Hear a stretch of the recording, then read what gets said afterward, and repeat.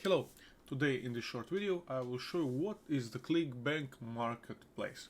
So when you go onto Clickbank, when you log into your account, you will see your dashboard. On the dashboard you can see the affiliate marketplace. You click on the affiliate marketplace, it opens a new tab, and this is the affiliate marketplace on Clickbank. You can here you can see all the niches that Clickbank offers.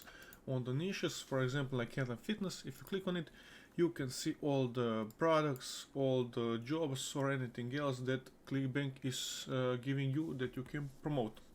So, like an example, this product, you can see everything about it. You can see its upsell flow, it's a physical product, it's on time, it's requiring, it's CPN, etc., etc. And the main parties of that product is the gravity score.